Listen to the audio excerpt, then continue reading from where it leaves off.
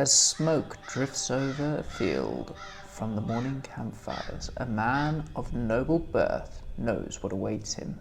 He is one of the most experienced knights in the king's army. Even though he has his wealth of knowledge, his stomach is still turning. He summons over his squire, who has been awake for hours already, preparing his armor. The knight stands in his tent as the armor is tightly bound to him with straps and leather belts. The horn blasts in the distance, and the knight's helmet is placed on his head. With his blurred-out vision, he says a quick prayer and takes a moment to breathe because he knows the weight of his armor. But more importantly, he knows the weight of responsibility on his shoulders. He is a knight, and duty is calling.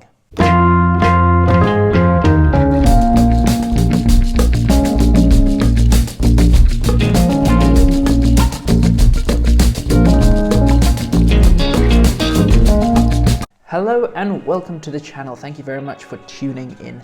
I am the Knight of History, and although I actually have been knighted, it's a bit of a different type of knighthood compared to the medieval knights that we are going to talk about today.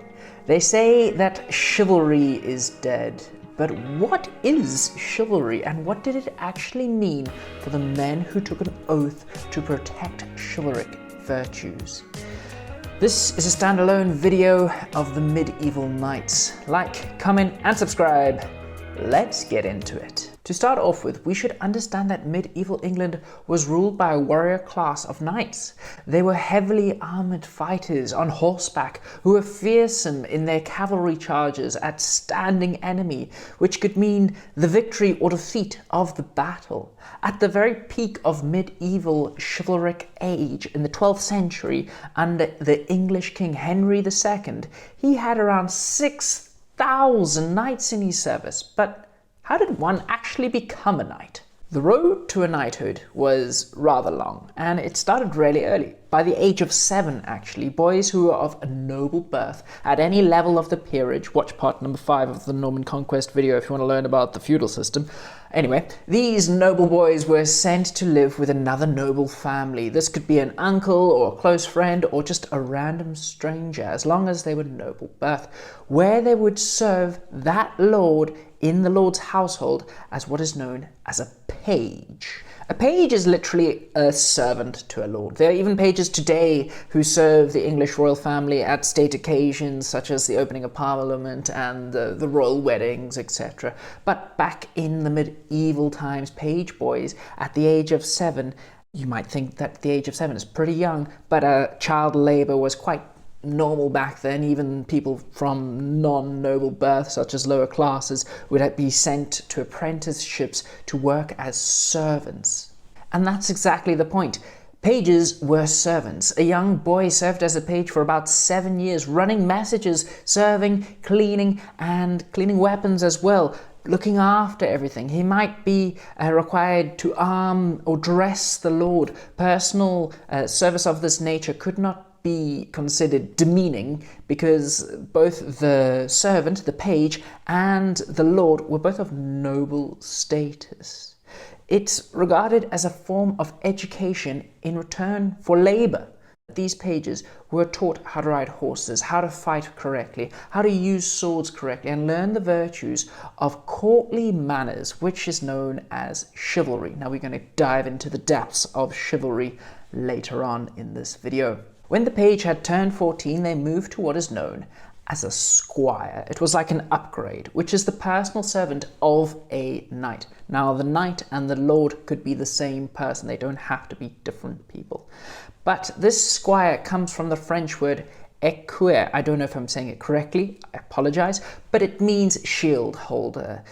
Here, the squire would be allowed to follow the knight or the lord into the battles and the battlefields, where they performed essential tasks for the knight, like making their food, preparing their horse, and most importantly, helping the knight get ready for battle by putting on their suit of armor. And we're going to dive into the depths of the suit of armor in a while. Just hang on. In return for all of this, the squires were trained how to become a knight through physical exercises that prepared them for battle, like wrestling, weightlifting, sword fighting, and their education still continued on with their chivalric behavior, such as being able to talk politely to a noble lady or being able to eat correctly. I guess the idea is that they talk differently and eat differently to us mere mortals. Anyway, after 7 years of being a squire, by the age of 21, if the squire was able to successfully fulfill their tasks and their duties, they may get another upgrade. They may have an opportunity to reach their life goals and become a knight.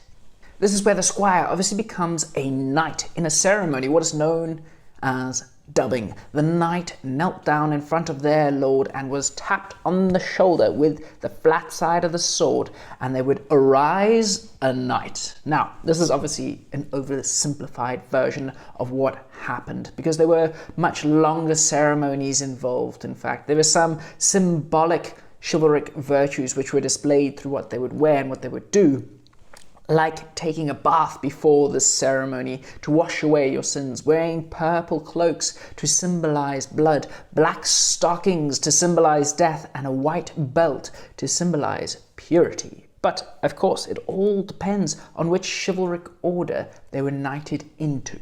And that's the idea. The chivalric order is where you get your chivalry from. This chivalry is an accumulation of ideals of medieval knights, combining both bravery and fighting on the battlefield and their courtly manners off of the battlefield. It is called chivalry because of the French word chevalier, which is a horseman. Most knights rode into battle on horseback, hence the name. Knights had to swear an oath of chivalry by promising to be brave, to be godly, gentle, faithful, and fearless. In particularly, knights were expected to protect the honor of both women and children. Now, one act of chivalry apart from bravery on the battlefield and courtly manners was the act of demanding a duel with another knight who may have offended their honor or the honor of another person. In fact, this continued on for decades, even to the age of guns. But if you were truly chivalric, the knight would always use a sword, no matter what era they were in.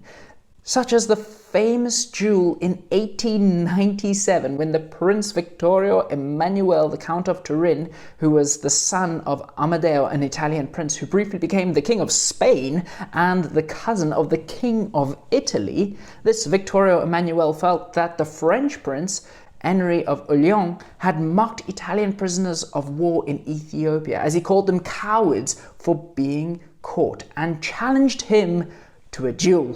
These two princes, who were born in palaces and were obscenely royal, dueled for 26 minutes, where the Italian prince landed 5 reprises, the final of which was a wound to the right abdomen, and the doctors called off the duel, declaring Vittorio Emanuele the victor, making him famous around Europe. This is the 1890s, for goodness sake, and the response to Vittorio Emanuele in Italy was one of triumphant. In Turin, the king Umberto I welcomed him back, saying, "I want to be the first to congratulate you with all my heart on the example you set and the success you scored."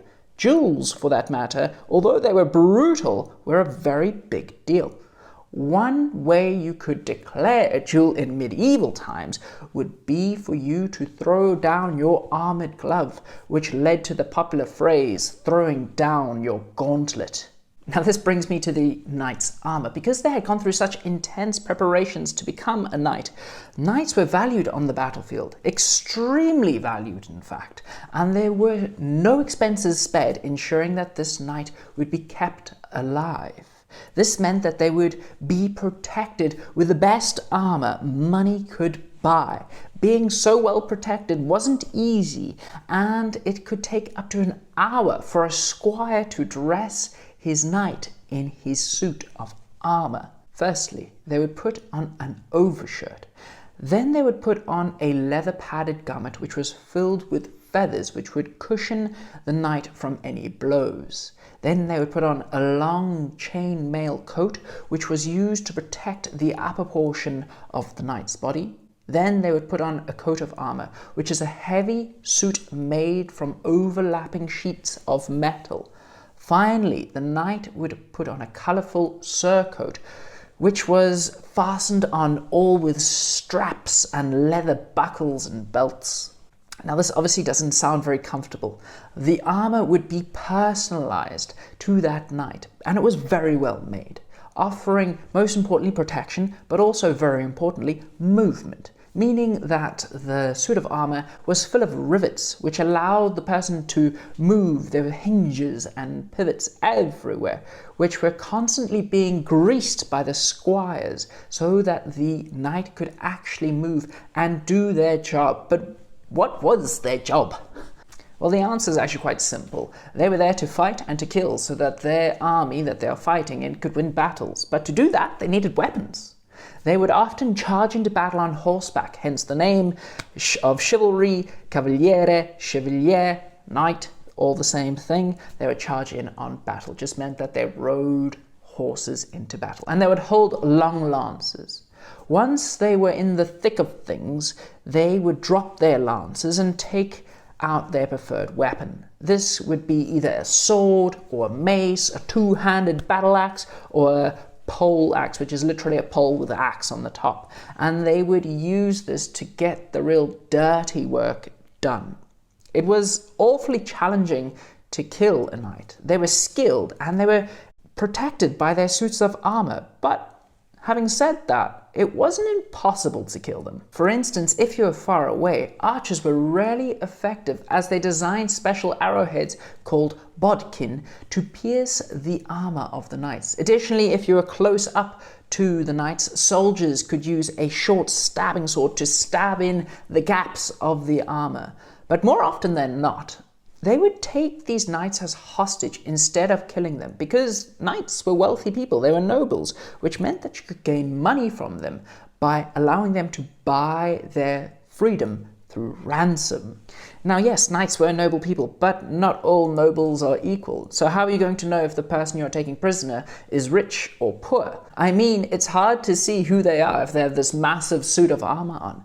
Therefore, they would use surcoats, which were decorated heraldic crest known as a coat of arms. In this case, literally a vest or coat that the knight would put on over their armor, hence the name coat of arms, so people could know who was who. They would also use this on their shield and their horses as well, so you could rarely not miss who this knight was. These crests, however, began to develop and elaborate over time, and they became so elaborate that professionals known as heralds began to be able to distinguish who was who in the suit, because they were really confusing, these heraldic crests.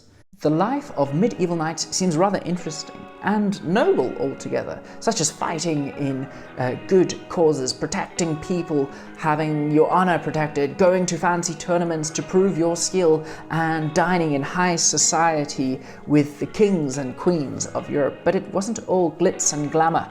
There are accounts of knights who were simply criminals and villains, just evil people going around murdering those around them, especially the peasants in medieval England and medieval Europe.